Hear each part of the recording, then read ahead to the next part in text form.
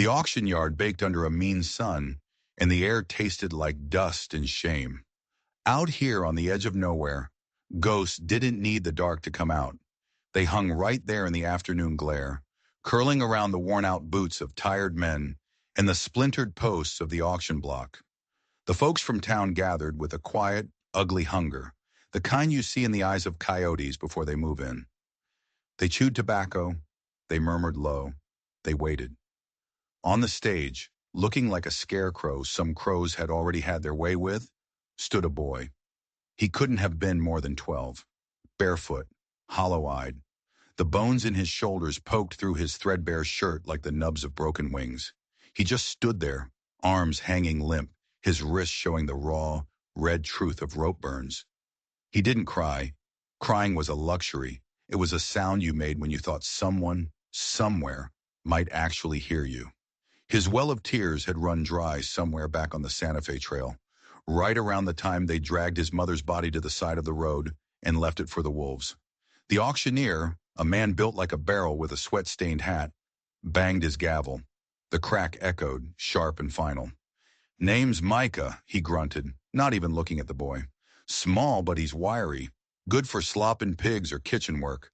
Best part is, he's got no tongue on him. Won't give you no back talk." A few cruel chuckles rippled through the crowd. Someone spat a brown stream of tobacco juice near the stage. "Looks sickly," a woman muttered, loud enough for everyone to hear. The crowd stared, but not at him. They looked through him, past him, like he was already in the ground. The silence stretched on, thick and heavy. The auctioneer cleared his throat, getting impatient. $1, he barked. "Just $1. We gotta feed him one way or another." Still nothing. Not a hand raised, not a single nod. Micah's legs started to tremble. He hadn't eaten in 2 days, and the world was starting to swim at the edges. He braced himself for the guard's heavy hand on his shoulder, ready to be dragged back to the wagon and chained up with the other unwanted souls. But then something moved. At the very back of the crowd, a hand went up. It wasn't a quick jerk. It was slow, deliberate. A single, quiet motion that cut through the thick, hateful silence. The auctioneer squinted. The whole crowd turned, a slow wave of disbelief. And that's when they saw her, Clara Duval. She stood there in a worn leather duster, her boots caked with the mud of 1,000 lonely miles. A wide-brimmed hat threw her face into shadow, but everyone in that town knew who she was. Clara was a ghost of a different sort.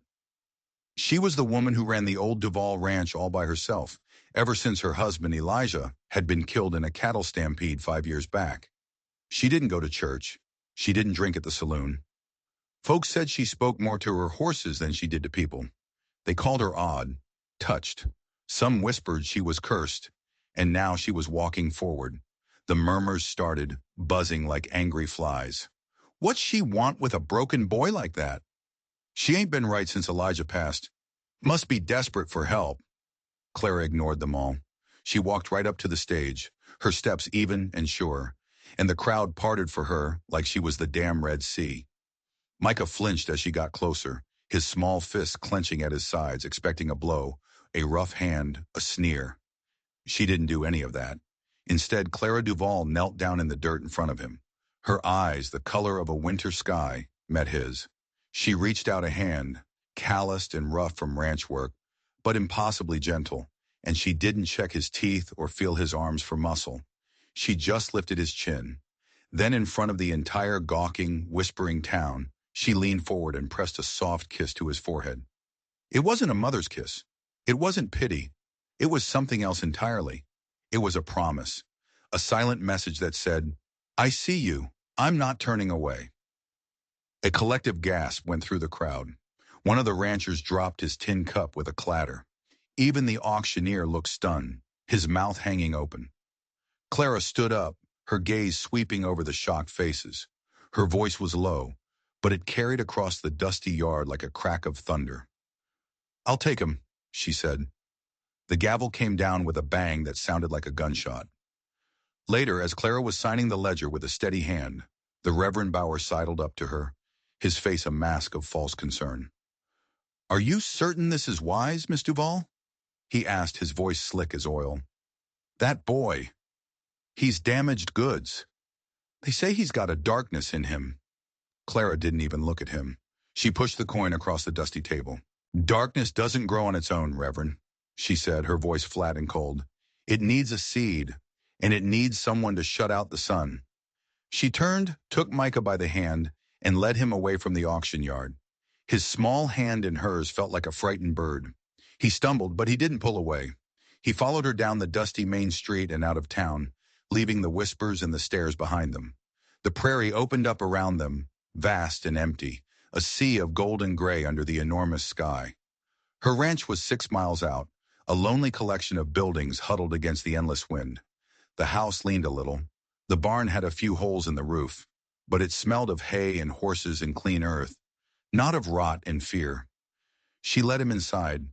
There was a small room off the main one, and in it was a bed, already made up with clean, crisp sheets.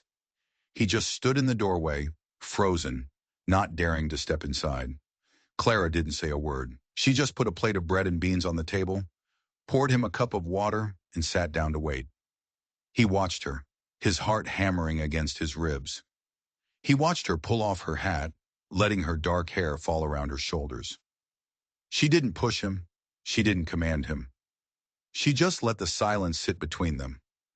Finally, the gnawing hunger in his belly won out over the fear in his heart. He crept to the table, each step a question. He picked up the piece of bread, his hand shaking so badly he could barely hold it. The moment it touched his lips, a shudder ran through his whole body. It wasn't just food. It was the first act of kindness he'd known in a lifetime. That night he didn't sleep in the bed. He couldn't. It felt too soft, too safe. He curled up on the hard floor by the stove. Clara saw him there, but she didn't try to move him. She just placed a folded quilt near his head, turned down the lamp, and left him to the quiet dark. He lay there listening to the wind howl outside, watching the red glow of the coals in the stove. For the first time in years, he closed his eyes and wasn't afraid of the nightmares that were waiting for him. But as he drifted off to sleep, a single chilling thought surfaced from the deep, dark places in his memory. Clara Duval. He'd seen her before. He was sure of it. Not in a town, not on a ranch. He'd seen her face just for a second, in the flickering firelight on the Santa Fe Trail. The night his parents were killed, the quiet rhythm of the ranch was a language Micah had never known. Mornings were for the crunch of boots on frosted earth, the steam of horse breath in the cold air, the rhythmic scrape of a shovel in the barn. Clara moved through her chores with a steady, unhurried grace. She never told him what to do. She didn't have to. He watched, and he learned. On the third day, he started clearing his own plate from the table. On the fifth, he filled the water buckets from the pump before she even woke up. By the second week, he was mucking out stalls, his small frame straining with the effort. But his movements were becoming sure, mirroring hers. Each chore was a silent conversation. Each task completed was a word of thanks he couldn't speak. Clara accepted it all with a quiet nod. She expected nothing, but she noticed everything. But the town hadn't forgotten them. Their peace was a fragile thing, an island in a sea of suspicion. One afternoon, Sheriff Amos Clee rode out. He was a big man, gone to seed, with a face that looked like it had been left out in the rain too long. He claimed it was a routine check-in, but his eyes darted around the ranch, lingering on Micah, who watched from the shadows of the barn. "Just making sure everything's all right out here, Clara," the sheriff said, his voice a low rumble. "Folks are talking, worried about you, about the boy." Clara stood on the porch, her arms crossed, her face unreadable. "What are they worried about, Amos?" "You know how people get," he said, shifting his weight. "A boy with no history shows up mute. It spooks them. They say he was trouble at the orphanage. Set a fire, they said." He paused, letting the accusation hang in the air. "You see anything odd? You let me know." "The only odd thing I see is a sheriff with too much time on his hand," Clara replied, her voice as sharp as broken glass. The sheriff's eyes narrowed. "Just be careful, Clara. Some things are best left alone." He tipped his hat, a gesture that was more of a threat than a courtesy, and rode away, leaving a cloud of dust and unease behind him. Micah knew what the sheriff was really saying. He wasn't there to protect them. He was there to deliver a warning. That night, the nightmares came back with a vengeance. He wasn't on the trail this time. He was in a dark cellar, the smell of damp earth filling his lungs. He could hear the matron's voice from the orphanage, calling him a demon, her face twisted in rage. He could feel the phantom pain of the switch on his back. He woke up with a strangled gasp, his whole body drenched in a cold sweat. He expected to be alone, but he wasn't. Clara was sitting in a chair across the room, the faint moonlight from the window tracing her silhouette. She wasn't sleeping. She was watching over him, a shotgun resting across her lap. She didn't say anything when his eyes opened. She just gave a small, almost imperceptible nod, as if to say, "I'm here. You're safe." And in that moment, Micah understood. She wasn't just kind. She was a protector, a guardian. And she was just as afraid of the outside world as he was. A few days later, while cleaning out the tack room, Micah found an old leather-bound trunk tucked away under a pile of dusty blankets. It was locked, but the key was hanging on a small nail right beside it. His hands trembled as he opened the lid. Inside, beneath a layer of moth-eaten clothes, was a journal. Elijah Duvall's journal. He started to read. The entries were mostly about the ranch, the weather, the price of cattle. But then he found the last entry, dated the day before the stampede. His blood ran cold. "Met with the preacher and done again," Elijah had written. "They're getting nervous. The brand is too recognizable. They know I figured it out. They stole that entire herd off the Santa Fe Trail from the Miller wagon. God forgive them. They didn't leave any witnesses. I have to go to the law in Three Pines tomorrow. I can't trust Sheriff Clee. He's in on it. I fear for my life, but the truth must come out. Miller." That was his family's name. The stampede wasn't an accident. It was murder. And Sheriff Clee, Reverend Bauer, and the cattleman Cal Dunn. They were the men who had killed his father. They were the ones who had stood by and watched his mother die. The pieces slammed together in his mind with the force of a physical blow. The town's fear, the sheriff's warnings, the reverend's malice. It wasn't about him being a strange, mute boy. It was because he was the witness they thought they'd gotten rid of. He looked up from the journal, his heart pounding a frantic rhythm against his ribs. Through the dusty window of the tack room, he saw Clara by the fence line, staring out at the road leading to town. Her posture was rigid, her hands clenched at her sides. She wasn't just staring at the road. She was watching, waiting. And Micah finally understood why she had bought him, why she had kissed his forehead. It wasn't pity. It wasn't kindness. It was recognition. Somehow, in his hollow eyes, in his silent pain, she had seen her own.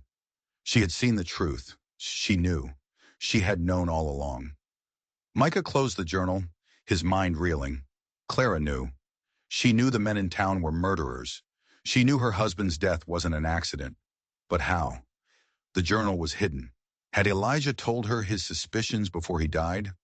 Or was it something else? A woman's intuition sharpened by grief and isolation? It explained everything. Her solitude wasn't just sadness. It was self-preservation. Her silence wasn't oddness. It was a shield. She was a woman living in a town run by her husband's killers, and she was utterly, terrifyingly alone. Until now. He put the journal back in the trunk, his movements slow and deliberate. He felt a strange calm settle over him. The cold, hard clarity that comes when all the chaotic pieces of your life suddenly snap into a terrible, perfect picture. He wasn't just a victim anymore. He was a secret, a living, breathing piece of evidence that could bring the whole rotten town crashing down. He walked out of the barn and into the pale sunlight. Clara was still by the fence, but she turned as he approached. She must have seen the change in his face, the new light in his eyes, because her expression softened for just a fraction of a second. He wanted to tell her. He wanted to open his mouth and let the words pour out, to share the crushing weight of what he knew. But his voice was a locked room, and he'd long since lost the key. Instead, he did the only thing he could. He walked over to the woodpile, picked up the axe. It was still too heavy for him, but he didn't care, and he began to chop wood. He swung the axe again and again, each thud against the splitting logs, a word he couldn't say. I know. I'm with you. We're not alone anymore.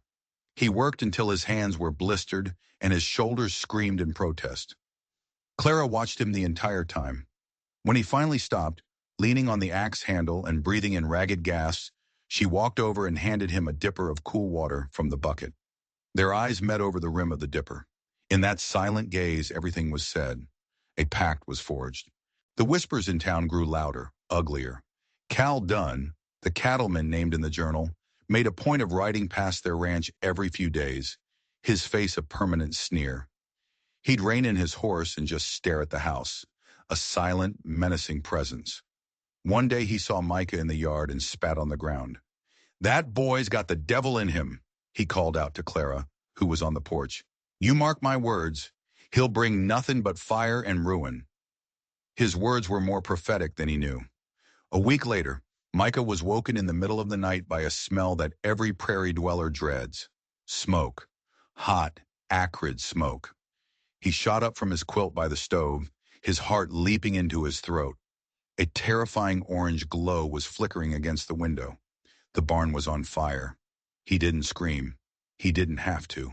Clara was already up, pulling on her boots, her face grim and set in the demonic dancing light. Get the horses, she yelled, her voice cutting through the roar of the flames. They burst out of the house into a scene from hell. The right side of the barn was engulfed, flames licking up the dry wood, reaching for the night sky like hungry fingers. The terrified screams of the horses inside were a sound that would haunt Micah forever. Clara ran for the well, grabbing buckets.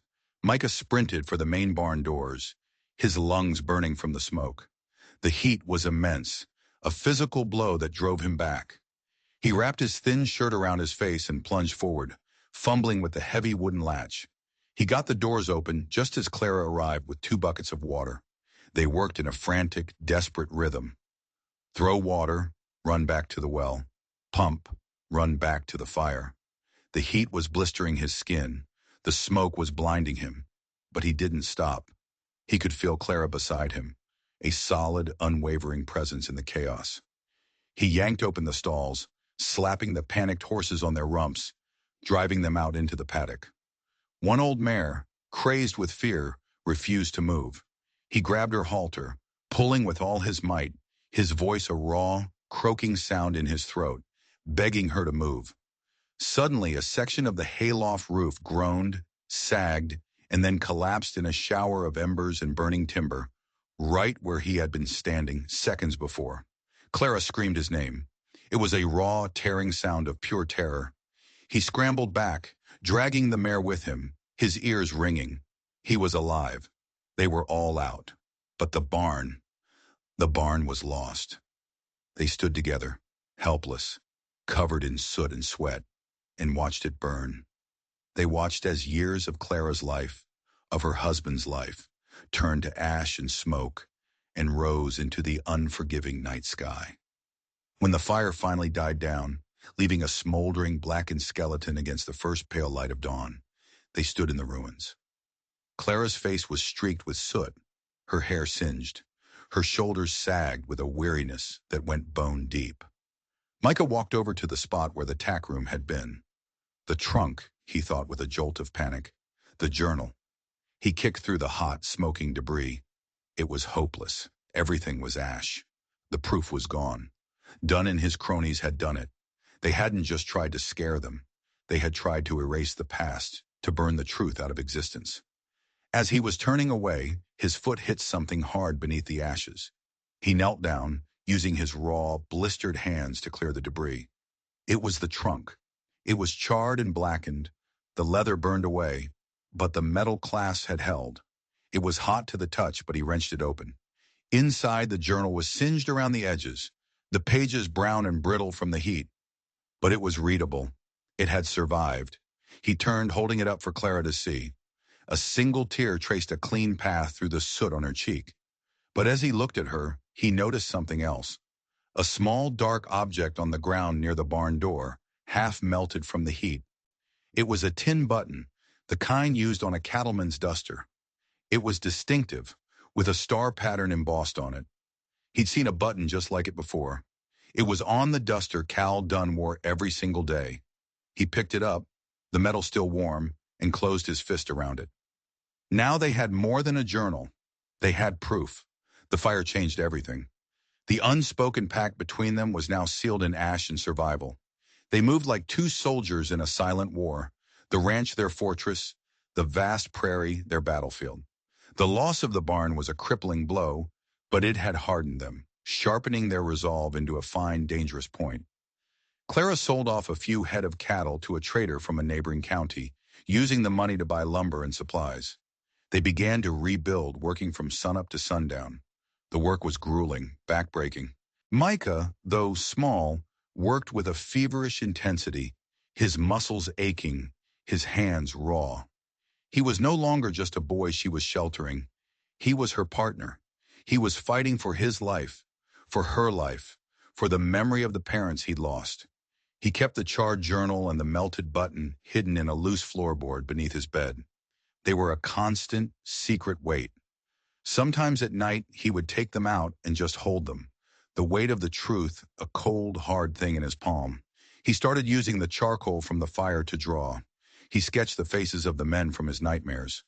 Dunn's cruel sneer, the Reverend's pious hypocrisy, Sheriff Clue's shifty eyes. He drew the brand from the journal, a double C crossed with a slash, over and over again, burning it into his memory. Clara saw the drawings. She would find them left on the kitchen table in the morning. She never said a word, but she would trace the lines with her finger before carefully folding the paper and putting it away in a small wooden box where she kept her husband's wedding band. The box was becoming an arsenal of memory, an archive of their quiet war. The town, for its part, went quiet. Too quiet. The fire was officially ruled an accident, a stray spark from a lantern. No one offered to help them rebuild. No one sent condolences. They were ostracized, cut off completely. When Clara rode into town for supplies, the general store owner would serve other customers first, leaving her to wait. The blacksmith suddenly had no time to shoe her horses. They were ghosts, living on the edge of a community that wished they would simply vanish. This isolation was exactly what their enemies wanted. They were trying to starve them out, to break their spirit, but they underestimated Clara, and they had no idea who Micah was becoming. One crisp autumn evening, as they sat on the porch of the half-rebuilt barn, watching the sky bleed into shades of orange and purple, Micah did something he hadn't done in years. He tried to speak. He opened his mouth, a sound catching in his throat, a raw, painful croak. He pointed to the journal, then to the button, his eyes pleading with her to understand. Clara put her hand on his shoulder. "I know," she whispered, her voice thick with emotion. "I know, Micah. We just need to be smart. We need to be patient." But patience was running out. A few days later, a man rode up to the ranch. He wasn't from their town. He was a U.S. Marshal, a man named Crane, his face like carved granite, his eyes missing nothing. He was passing through, he said, tracking a band of outlaws. He asked if he could water his horse and rest a bit. Clara was wary, her hand never far from the rifle propped against the doorframe. But there was something different about this lawman. His authority didn't come from a tin badge, it came from within. As he drank the water Clara offered, his eyes swept over the ranch, taking in the burned-out barn, the new construction, the hard-set lines on Clara's face, the fierce watchfulness in Micah's eyes. "Looks like you've had some trouble," Marshal Crane said, his voice a low baritone.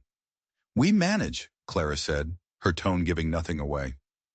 The marshal nodded slowly, his gaze settling on Micah. "A fire like that, it's rarely an accident out here, especially when folks want you gone." A tense silence fell. Micah's heart hammered against his ribs. Was this a trap? Was he working with Clee? Then the marshal looked directly at Micah. "Son," he said, his voice surprisingly gentle, "I've seen that look in a boy's eyes before. It's the look of someone who's seen too much and can't find the words to say it. But let me tell you something. The truth doesn't always need a voice. Sometimes it just needs a witness who's brave enough to stand his ground." He finished his water, thanked Clara, and mounted his horse. Before he rode off, he turned back to them. The circuit judge will be in Three Pines in 2 months' time, he said, his words dropping into the quiet air like stones into a deep well. He's a fair man. If a person had something to say, something the local law didn't want heard, that would be the time to say it. He tipped his hat and rode away, leaving them standing in the dust, the air electric with a new, terrifying possibility. Hope. The marshal's words lit a small, dangerous fire in them. 2 months. It felt like a lifetime in no time at all. The plan was simple and insane. They would go to Three Pines. They would go before the circuit judge. Micah would present the journal, the button, in his drawings. He would be the witness. But first, they had to survive. Their enemies knew their time was running out. The pressure from the town intensified. One night, they woke to find their well had been fouled with a dead animal. Another morning, the fence line to the north pasture was cut, and it took them a full day to round up the scattered herd. These were not random acts of cruelty. They were calculated moves designed to wear them down, to break them, to keep them too busy surviving to think about fighting back. Reverend Bauer started preaching about them from the pulpit. He didn't use their names, but everyone knew who he meant. He spoke of a dark presence that had settled in their community, a serpent in the garden, and warned that God's wrath would fall upon those who harbored it. It was a thinly veiled threat, a call to arms for the righteous. Micah felt the noose tightening. He saw the fear in Clara's eyes, though she tried to hide it. He saw her cleaning the rifles every night, her movements sharp and precise. He saw the way she watched the horizon, always watching. He had to find his voice. The thought terrified him, but he knew, deep down, that the drawings in the journal might not be enough. They could be dismissed. But a boy, looking a judge in the eye and speaking the truth? That was harder to ignore. He started trying. He would go out into the fields, far from the house, and open his mouth. At first, only strangled, painful sounds came out. The muscles in his throat, unused for so long, refused to obey. The psychological prison he'd been in was stronger than any physical bars. The memory of his father's hand clamped over his mouth, whispering, "Don't make a sound, son, no matter what," was a ghost that haunted him every second of every day. But he kept trying. He would scream into the wind until his throat was raw, forcing the air from his lungs. He whispered the names of his parents to the horses. He read passages from Elijah's journal out loud to the empty prairie. One evening, Clara found him by the creek bed, his shoulders shaking with frustration and despair. He was trying to say her name. K-k-k-k-k-k was all he could manage. She sat down beside him on the cold ground. She didn't say, "It's okay," or "Don't worry." She just waited. He took a ragged breath and tried again. He looked at her, at this woman who had saved him, who was risking everything for him.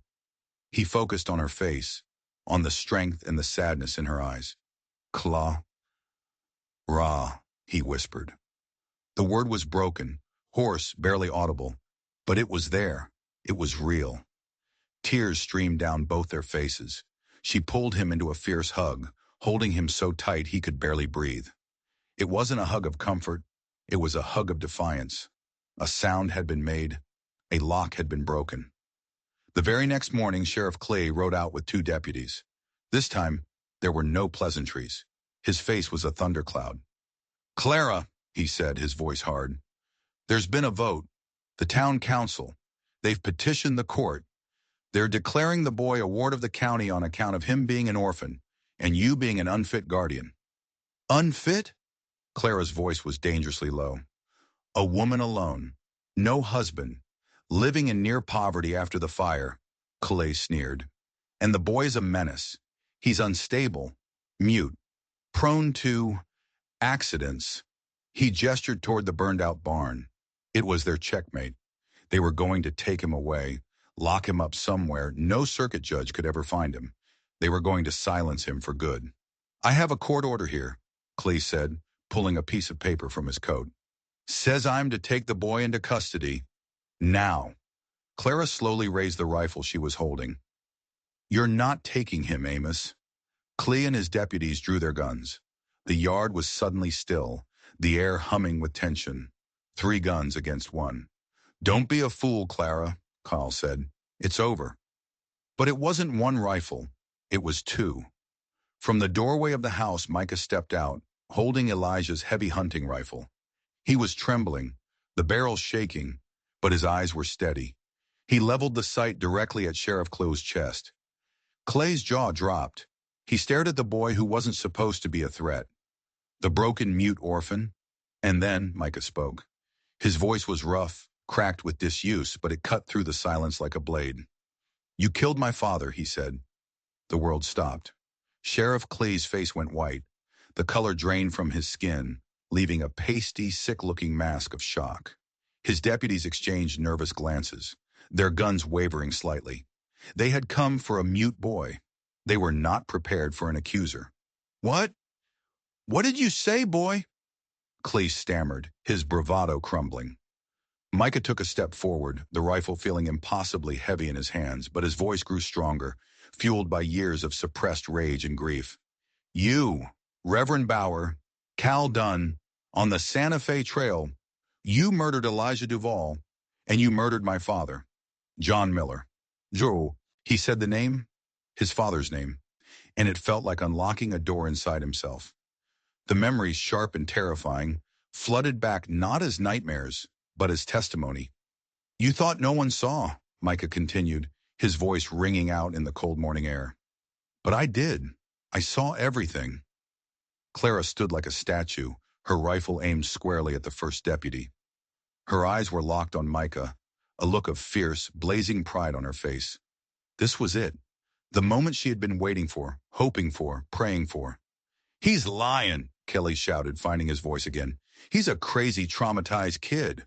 The fire addled his brain. "Then how do I know about the brand?" Micah shot back. "The double C with a slash?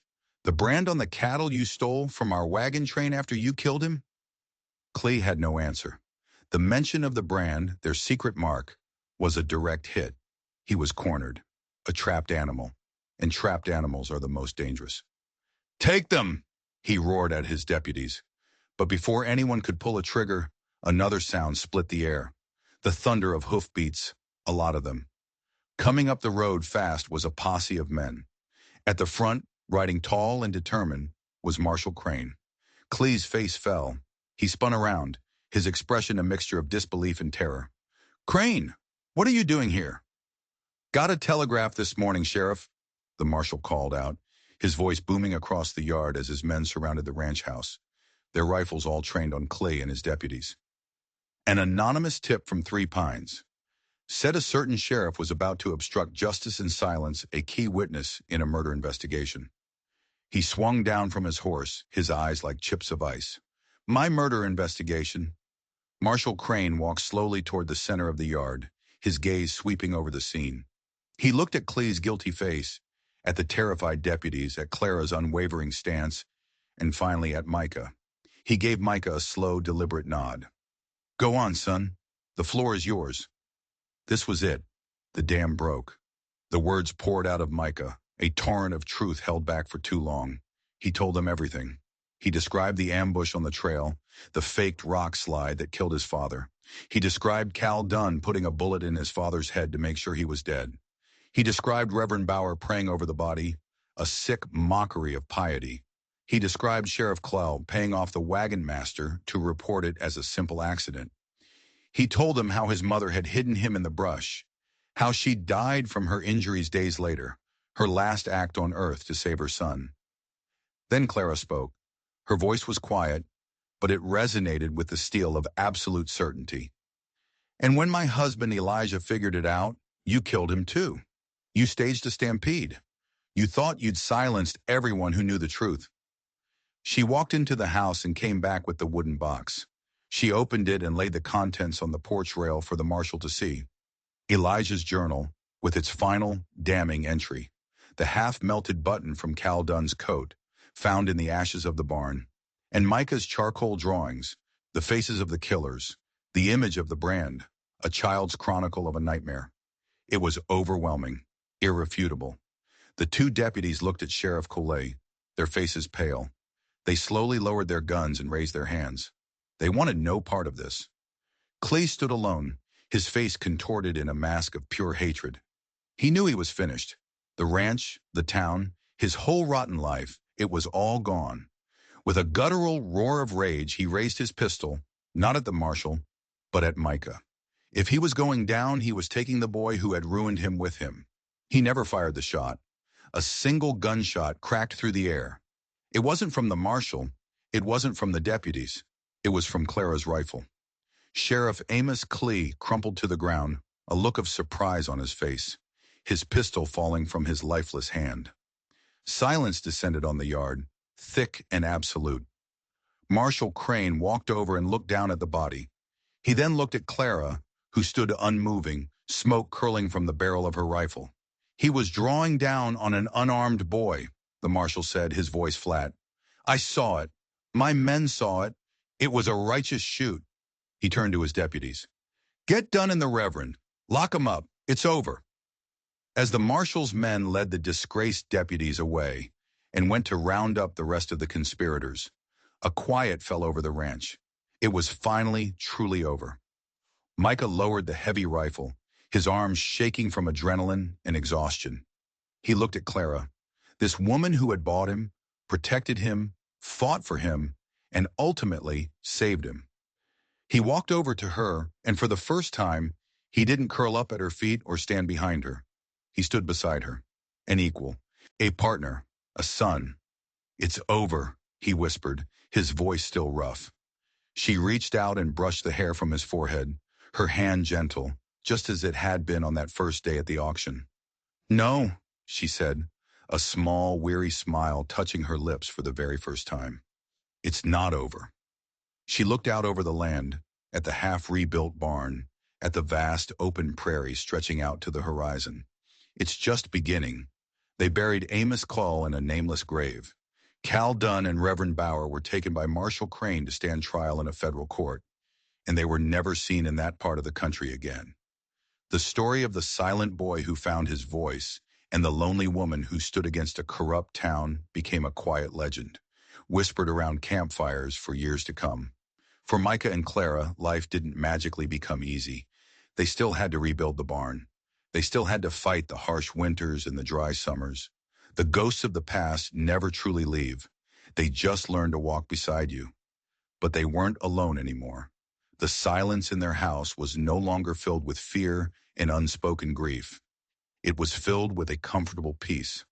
Sometimes they worked for hours without saying a word, moving in the familiar rhythm they had built together. Other times, Micah would talk for hours, telling her stories about his mother and father, giving voice to the memories he had locked away for so long. And Clara would listen, her quiet presence a gift more precious than anything.